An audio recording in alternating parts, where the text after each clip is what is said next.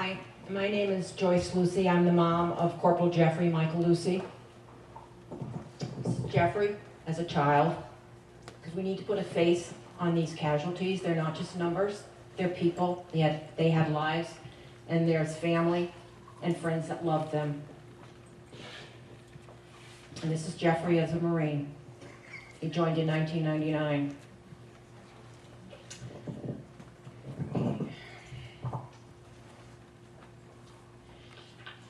A little over 10 years ago, we had no idea that war with all its insanity would enter our lives and destroy our family as we knew it, that we would watch our child self-destruct before our eyes. Jeffrey left a note that he had written shortly before he died. Quote, "I am truly embarrassed of the man I became, and I hope you can try to remember me only as a child when I was happy, proud, and enjoyed life." And I think if Jeffrey were here now, I would tell him it's not him that should be embarrassed, it's our nation that should be embarrassed. It's his nation that failed him. It was the government, actually, that failed him. A VA system that failed him, was not prepared to take care of him when he came home. Our family would like to thank Leslie Harris for giving us this opportunity to once again address the invisible wounds of war. Jeffrey's story and others like him need to be told and retold, for they are not isolated cases. Our family is representative of thousands of families throughout our country and the world, struggling now as we did some 9 years ago, with their veterans who have returned to them with an injury to their heart, their soul, and their mind. We will live the rest of our lives wondering what we could have done, seeing the dull look in his eyes, the sad smile, and feeling so helpless. The individual who came home to us in July of 2003 was only the shell of the young Marine that left us on that cold January morning 6 months earlier with the 6th Motor Transportation Battalion. Some of you may or may not have heard of Jeffrey. Over the last 9 years, we've spoken out against the war and for a better, more efficient healthcare system, which is the right of every veteran. George Bush's administration accomplished what nothing else could. It made me speak out. Through our anger, grief, numbness, we found our voice, a voice that speaks out because Jeffrey and so many are now silenced. 10 years ago, our then 22-year-old son was in Iraq. It was so surreal. What was he doing in Iraq? He was supposed to be in college, playing basketball, dating his girlfriend of 6 years. As Dick Cheney put it, when questioned about his lack of military service, I had other priorities. Well, so did my son, and one of them did not include being part of George Bush's rush to war. Jeff entered our lives on March 18, 1981, our only son. At the time, we had no idea that war, with all its insanity, would enter our lives. Nothing in his childhood would prepare us for what we would experience some 20-something years later. He was our impish, brown-eyed boy who loved sports and camping in Maine. Now, when we go to Sebago Lake, I see the 8-year-old running along the beach, so happy and carefree, not the 18-year-old that signed with the reserves. I see the 11-year-old playing washer toss, not the 21-year-old who 10 years later was in Kuwait. And finally, I see my 13-year-old playing shuffleboard with his dad, not the 23-year-old who finally found peace from the memories that haunted him at the end of a garden hose in our basement. Jeff was recruited aggressively while a freshman in college. He was 18. The year was 1999. I remember the sergeant calling our house wanting to speak to our son, and Jeff saying to tell him he wasn't home. He was pressuring Jeff and our son's childhood friend Paul to join up on the buddy system, but they had to sign by December to qualify for deferred entry. He gave them all the positives, such as uniform, money, travel, better job, on discharge. We were opposed, but wanted to support our son. On December 7th, the boys were taken to a hotel for an overnight and returned the next morning having signed on the dotted line. I was sick to my stomach. He told me everything was going to be fine. He went to Paris Island that summer of 2000 and returned from combat training in November. He was assigned to Fort Nathan Hale in New Haven, Connecticut as a convoy driver. He returned to college and resumed his relationship with his girlfriend. The 9/11 happened and we all knew things were going to change. I felt for the victims and their families, along with feeling a fear for my son.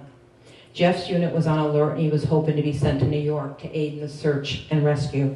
That wasn't to be. Instead, he was sent to Iraq. Jeff told me at Family Day, right before deployment, that they were told to be positive if questioned by the TV press that was on base that day. He said he had nothing positive to say, so he didn't want to be interviewed. This was in January of 2003. The drums of war had been beating all the previous fall, and my son attended his Marine Reserve weekends, always wondering if that was the weekend they would be told they were deploying. He was activated on January 14th, 2003, and it was a few days later at 2:30 in the morning that we, along with his girlfriend, drove Jeff to Connecticut from our Massachusetts home. Were it now, we'd probably drive him anywhere but to his base. But as it was, we hugged at the curb and watched as our child was swallowed up by the darkness through the gates of what would become his personal hell. Jeff spent his 22nd birthday in Kuwait, March 18th. I remember watching shock and awe and wondering where my child was. Was he okay? Was he scared? I was terrified. Jeff wrote his last entry in his journal, I believe it was on March 20th. Quote, at 10:30 p.m. a Scud landed in our vicinity. A shock rattled through our tent. The noise was just short of blowing out your eardrums. Everyone's heart truly skipped a beat, and the reality of where we are and what's truly happening hit home. He ends the entry with, we now just had a gas alert. It's past midnight. We will not sleep. Nerves are on edge. Bunner Law said, there is no such thing as inevitable war. If war comes, it will be from failure of human wisdom. There is no better example of such a failure of human wisdom than in the Bush administration's war of choice. Because of their failure, our family and many others paid dearly, including the Iraqi families who are collateral damage. We had no idea that by April of 2003, Jeff was already mortally wounded, though the wound was not visible. It was a wound to his spirit and his heart. When our granddaughters ask how Uncle Jeffrey died, I tell them he died of a broken heart. And at 5 and 7, it seems to satisfy them. He had written to his girlfriend in April of 2003 that he had felt he had done immoral things.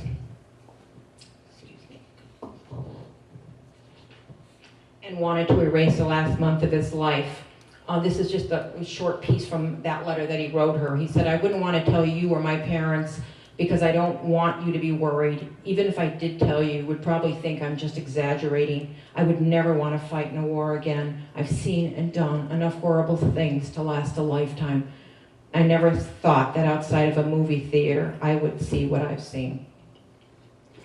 Like so many others, Jeff was a weekend warrior, unprepared for what he would face in his tour in Iraq. His humanity would be in conflict with the mission. He returned to us in July of 2003. We all drove down to New Haven to greet the buses, feeling blessed that our child was coming home safe.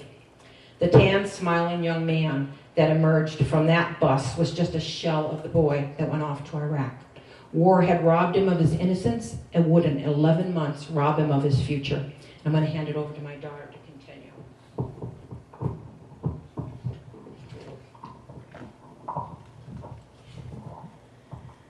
I want to extend an additional thank you to the organizers today and all of you present.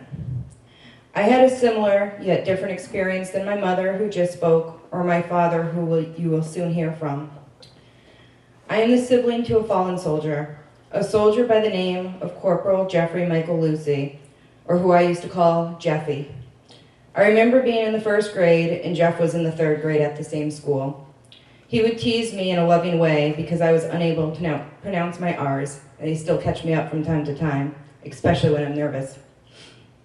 Jeff was and is my big brother. I always looked up to him and my sister. He taught me how to roll the matchbox cars down the hallway at my grandparents' house to get the most speed and to do a proper sit-up. He also taught me to believe in myself, as well as how to sneak out of our parents' house in the middle of the night. We usually got along, but had some sibling rivalries, such as when he chased me around the house with his BB gun. I don't think he ever got that back. I was, and am proud to say, that Jeff Lucey is my brother.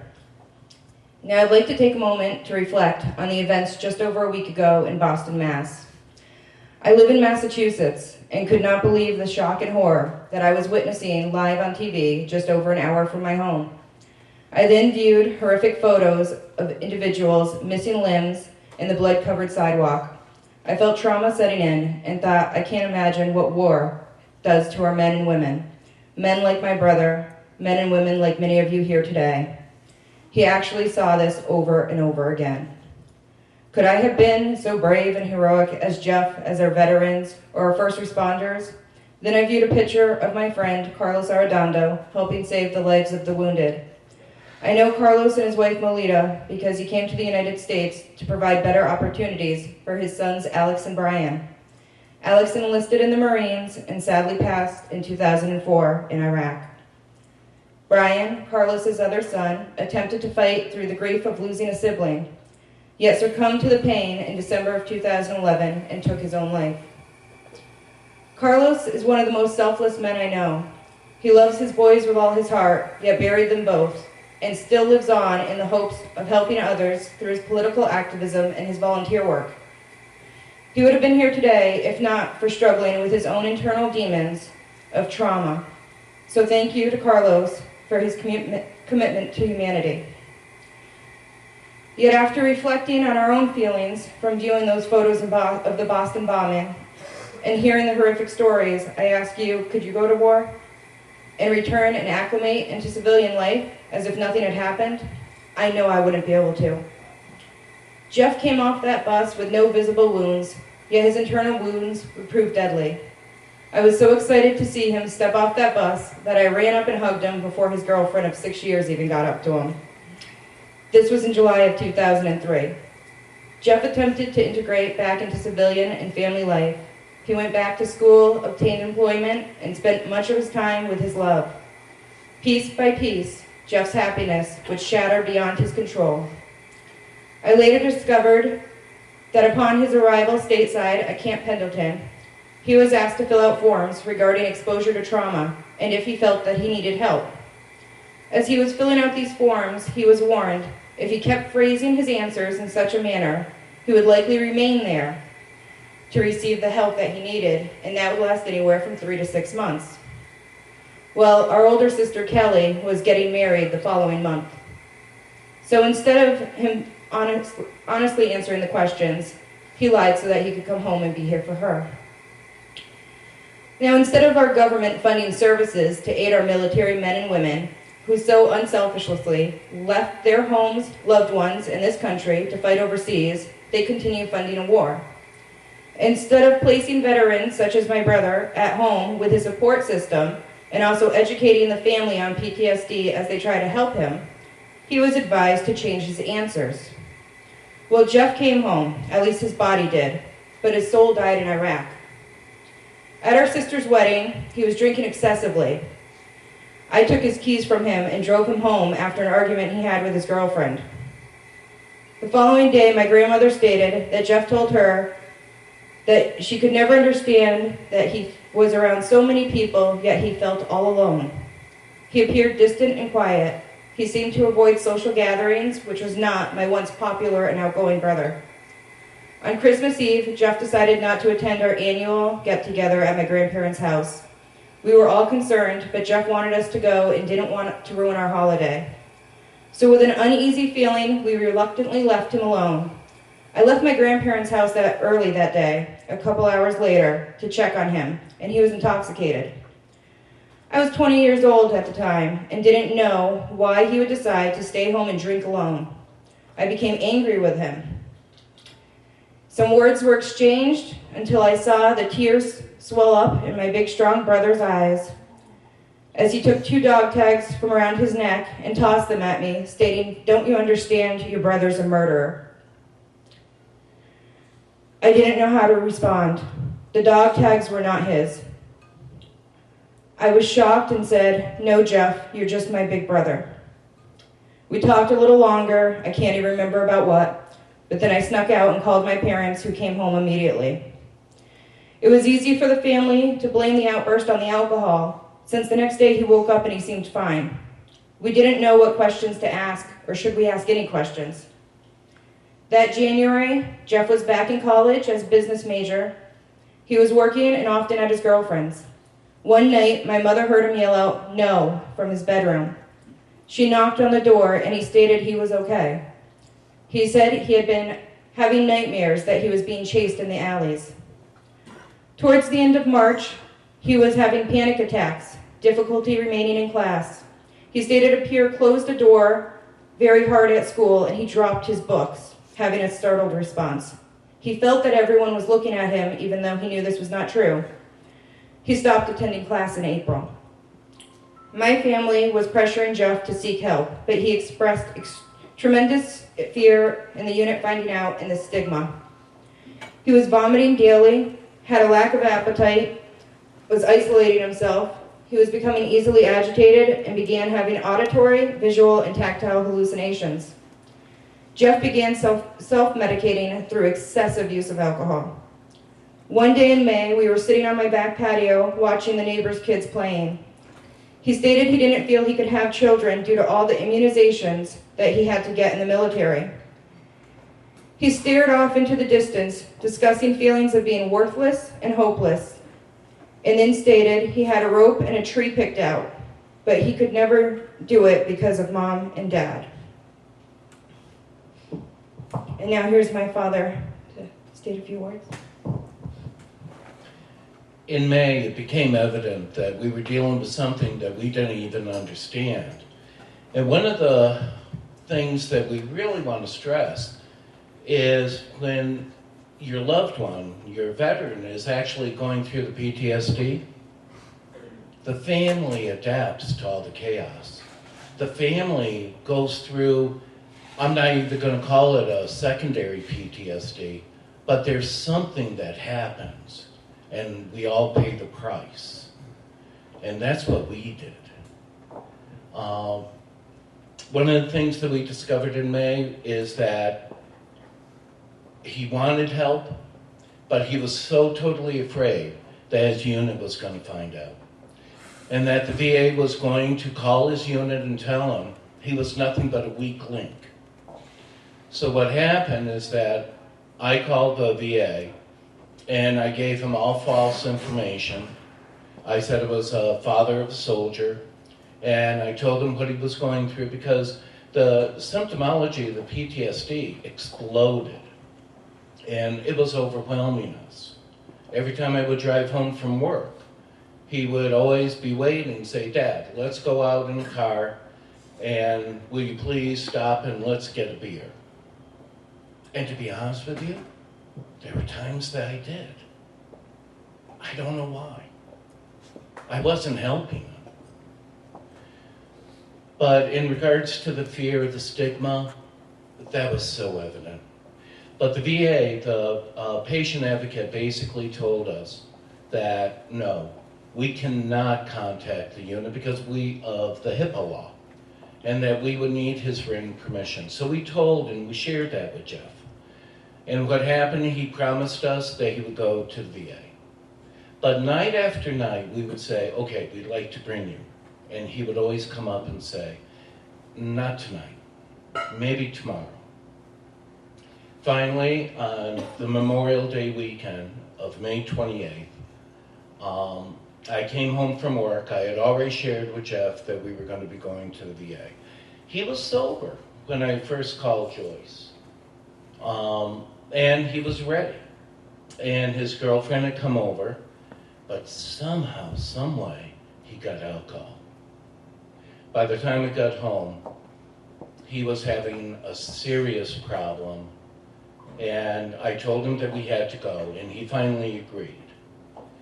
But upon his girlfriend and I leaving his bedroom, we heard this thunderous crack. It sounded like thunder. And what happened, he had taken his fist and driven it right into the furniture, his bureau. I very quietly went back to his room, and he was sitting there holding his hand, and his hand was already swelling. And I said, "Now we have another reason to go. Let's get ready." His girlfriend went into the room. They both came out. And Jeff, who was our pride and joy, along with our two girls, he stumbled and he fell on the way to the car. But we finally got him into the car, and we drove approximately an hour to the VA. Once we got him to the VA, we didn't know where to go. I didn't even know the front door of the VA. We kept driving around, and finally we got out in the parking lot. We found the access, we went inside, and Jeff, who was a gentleman for most part, he started talking and acting crude and rude to the female nurse. And this wasn't our son. So what happened is that finally, this big, burly, we found out ex-Marine male nurse turned to him, and he put Jeff in his place, and they bonded immediately. And for the next 6 hours, as we were trying to get Jeff to go into the VA, that male nurse and Jeff never really left each other's side. But 4 hours after we had been there, I just want to give you this impression. They gave him a breathalyzer. Now here is a man who was not slurring his words, who was not stumbling once we got to the VA. But at that point, 4 hours after he couldn't have had any alcohol, he blew a .328, which is between comatose and death, and he's functioning. And the male nurse said, that shows you the pain that he's in. We tried to get Jeff to go involuntarily. He would not go involuntarily. So finally, after calling Joyce and talking with her, we sought an involuntary commitment. I really thought that I was giving him into the arms of the angels. It was one of the worst decisions that I made on that day. But at 10 o'clock at night, we did drive away. And I felt, even though I felt like I had betrayed my son, I felt that he was safe. But of course, as Jeff was coming out of the doctor's office, he did, instead of taking a left turn towards us, he took a right turn and ran like hell out of the hospital into the parking lot. And no one even knew it until I finally mentioned it to the nurse. And then at that time, about 8 of VA police and nurses went chasing him and dragged him back. Just to give you a synopsis, he was warehoused, he was never assessed, and this is according to the records that the VA wouldn't even share with us. Even though after our son died, we asked them, and then we did a Freedom of Information Act, and the VA declared an exemption to the Freedom of Information Act. And so finally, that's what drove us to the lawsuit and suing this government and suing the VA. But what happened is that he was never assessed, he was never treated, he was there for 3.5 days. He shared the fact that he had bought a hose, and during that period of time, Joyce and I were going through the house trying to take out everything that he could have hurt himself. But to be honest with you, Joyce believed he would commit suicide. Not for a moment did I believe that my son would ever do that. But 3.5 days later, he was discharged, and Joyce can speak to that. Yeah, I was called, it was June 1st. And I do want to say that while Jeffrey was in the VA hospital, a couple of the nurses spoke to us, and they told us that they couldn't assess him because he was drinking alcohol, and he had to be alcohol-free for a certain period of time. And if he would not comply to this, which Jeffrey at this point was using it as self-medication, then maybe we had to throw him out of the house, let him reach rock bottom, and then, he would go for help. And as a parent, there was no way that we were throwing our child out of the house. It was just not acceptable. So on June 1st, I got a call, come and pick Jeffrey up. He had been discharged by the psychiatrist, and it was a discharged psychiatrist, not the admitting psychiatrist. So this is two different psychiatrists that had seen him. And this one here talked to him maybe a half hour, took several calls while she was talking to him. And that kind of, when you're discharging somebody, and especially in a situation with a suicide, you really have to keep that patient-doctor thing going. You can't act like you're not that important and what you're saying is not that important. Anyway, she took 3 calls and apparently felt that Jeffrey was okay between the calls, that he could leave. So they called me, and I went and I picked him up. I dropped him off at his girlfriend's that night because that's where he wanted to stay. And by the actually that night he was drinking already again. The nurse that bonded with him called our house the next night, and I said, Jeffrey's drinking again. And he said, I thought that, I'm really sorry. I was afraid that was going to happen. So the next day would have been June 3rd, and our family car was parked behind Jeffrey's. It was 9 in the morning, and he came into my room and he said, Ma, can I go to Dunkin' Donuts to borrow the car? Which he did. I said, okay, I'll get you a coffee. About an hour later, it should have been a 10-minute run, he came back with police, and he had totaled our car. The car had gone between 2 trees. And the police did a breathalyzer. There was no alcohol involved, but he had been put on Klonopin and Prozac from our internist that he had seen during that period of time that he was having that downward spiral. So we're figuring he took too much Klonopin probably. And so at that point, from that point on, I took over the medication and handed it to him when he was supposed to have it. Now it was during this time that we took a walk, and I think there's a song that you have ready. Jeffrey played this for me on a walk. He had earphones and I put them on my head, and as we were walking, I was listening to this. And it just kind of shows you, my son listened to this song over and over and over again those last few days of his life.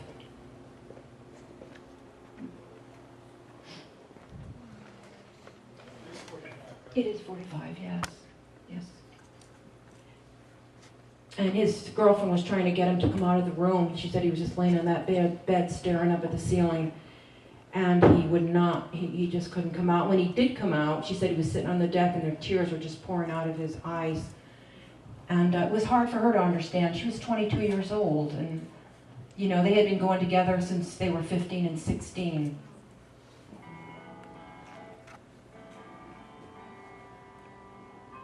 Is that 12? Send away for a priceless gift. One not subtle, one not on the list. Send away for a perfect world. One not simply so absurd. In these times of doing what you're told, keep these feelings, no one knows. Whatever happened to the young man's heart? Swallow my pain as we slowly fell apart. And I'm stepping out now,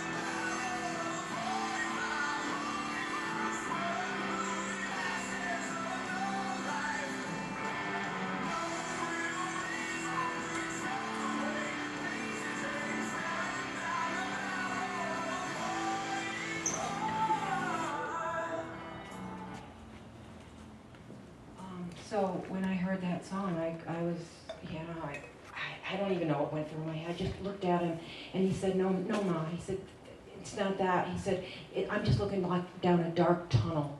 And I don't know, I didn't say anything. We were on the walk, we had our beagle with us, and I just kind of, I look back and I say, where was my head? I should have been like saying, what are you thinking of harming yourself? And I didn't. And I look back now, and I don't know. And the next day, Jeffrey was okay. And this is what we were doing. He was bad, and then he was okay. And as a parent, you don't want to rock that boat, because you don't know if you're going to say something, and then you're not going to know how to handle it. You know, you're gonna open that can of worms. And I had a son that was sitting on a deck, staring out in the woods and telling me that he saw families that were killed. And they were just trying to get back to their house. And he wasn't really talking to me. He was just staring.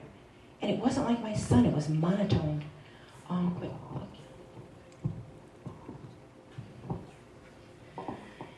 And then June 5th came, and because of my brother being deployed, he was scheduled to graduate with me from the same college. I was really excited. I thought, okay, I get to walk with my brother. This is going to be great.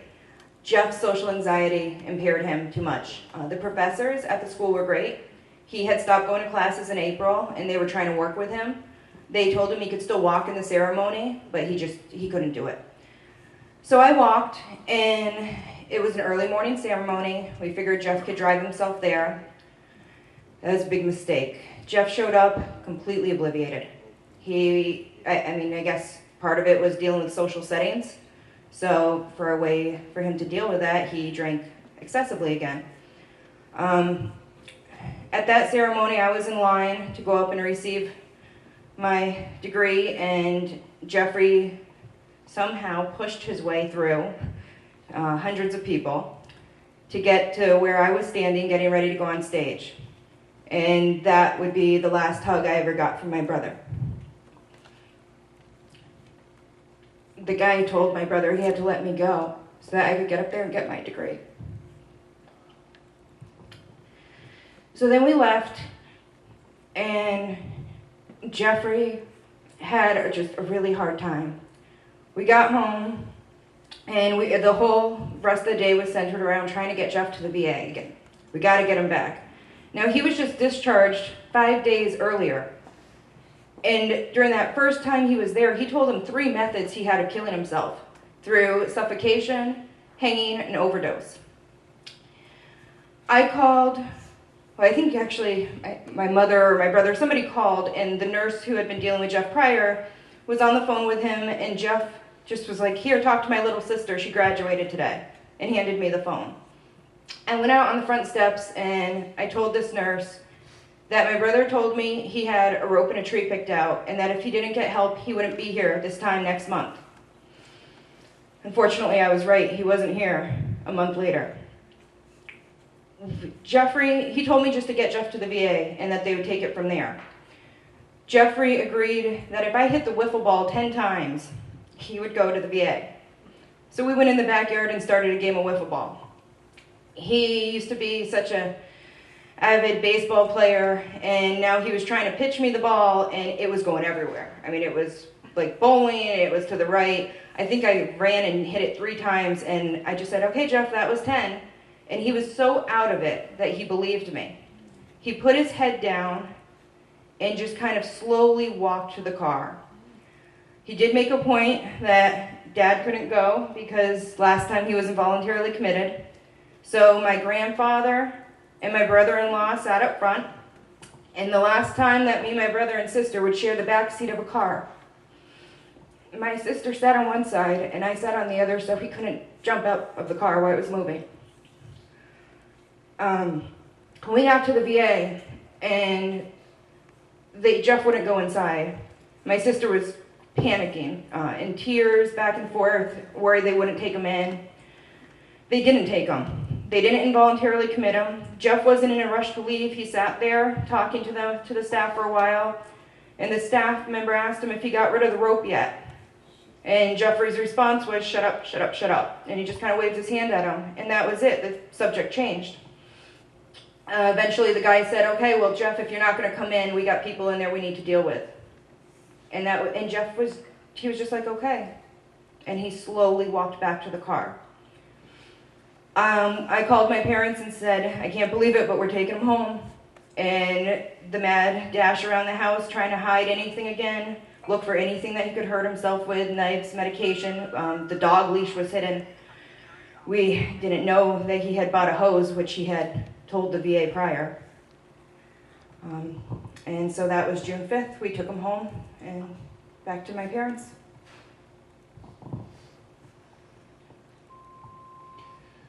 So what happened was that We had him at home. We were very stressed. We didn't know what to do.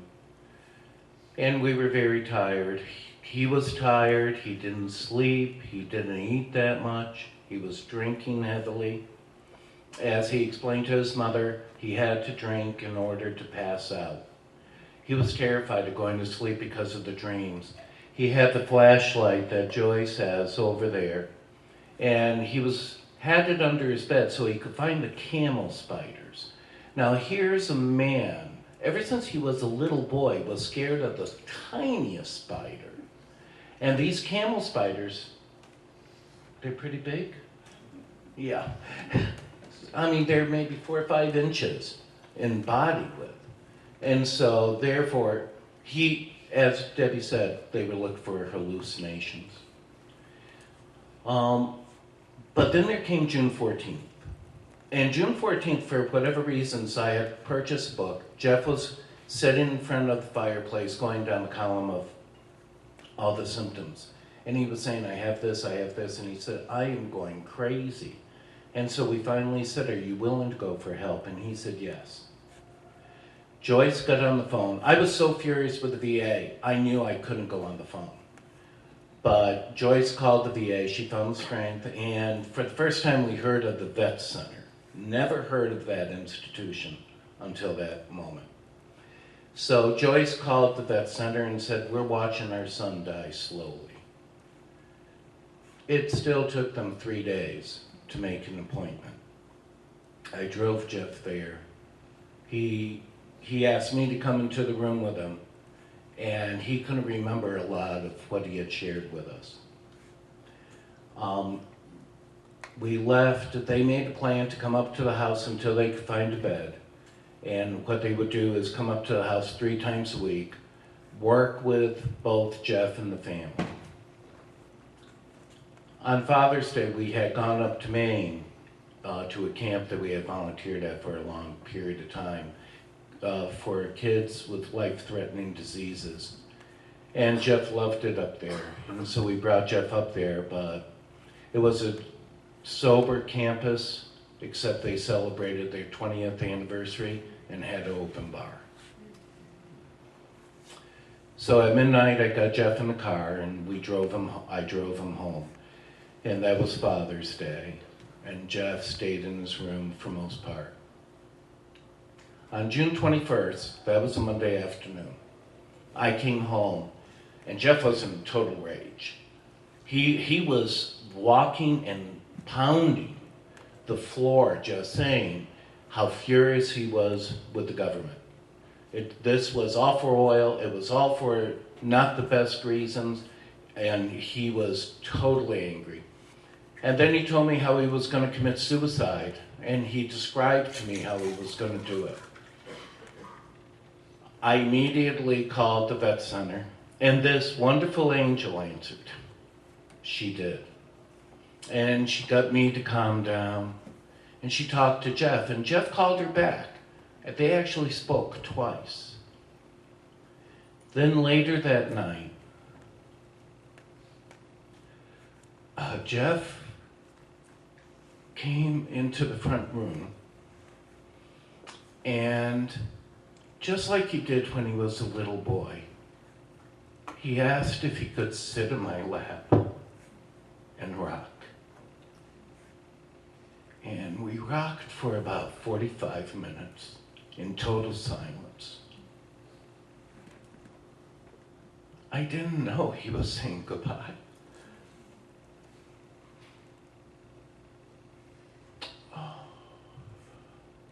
Anyways, we both got up. I stayed up to about 2 o'clock to make sure Jeff wouldn't wander through the house. And then I went to bed, but I had to get up for 5 o'clock to go to work. And then I came home. It was June 22nd, 2004. And I was on the phone to Joyce, and I was sharing with her. I could see from the front window that Jeff must be smoking in front of the fireplace again, and he was watching TV. I went in, and I couldn't find Jeff. But one of the things, the dog tags that Debbie spoke about, Jeff never took off those dog tags. And even his girlfriend had commented on them. And so what happened is, when I went into his room, I saw the dog tags neatly laying on his bed. These are the dog tags that Joyce wears now every day. So I went out to the porch, I went out to the backyard. But then when I was going past the cellar, I saw a light on and I saw a shrine. That's the only way to describe it. It was family pictures. But his platoon picture was in the middle. So I went downstairs and my focus was on the pictures. And as I said, his platoon picture was in the middle, but it had blood on it. And then he had family pictures in a semicircle. And then that's when I saw Jeff from the corner of my eye. I thought he was standing. But then I saw the hose around his neck. I ran over there and he was in my lap for the final time. And I gently lowered him down to the ground. And that is Jeff's story. It's a story, though, that we need to emphasize. That right now, and I think Chaz referred to it, according to the most recent documents, and the VA only started counting suicides about 2 years now. Nobody counted the suicides beforehand. See, they were the unknown, the unacknowledged, the uncounted. But now they're estimating 22 veterans a day are committing suicide. A veteran kills themselves every 65 minutes. And that's conservative, and we want to stress that. Because there are many deaths that occur, single car accidents, overdoses, accidental overdoses. We're afraid that that number is way too small. But we also know that there are families that are going through this. And we also want to share, this is not an American problem. Since Jeff died, we've had the Russians, the Germans, so many people from Iran, from so many countries have come and they've done documentaries with us. And they're telling us, the Russians were saying they have a horrible PTSD problem. And they're trying to learn. Regretfully, we can only say that our government, first of all, never prepared. They want to go to war so badly, but they never prepared to deal with the wounded. They never prepared the healthcare system. The healthcare system is a broken, dysfunctional system based on our experience. And to pour money into a broken hole, they need to revamp this. They need to talk to veterans, and they need to talk to families like ours in order to establish that which needs to be done. Thank you.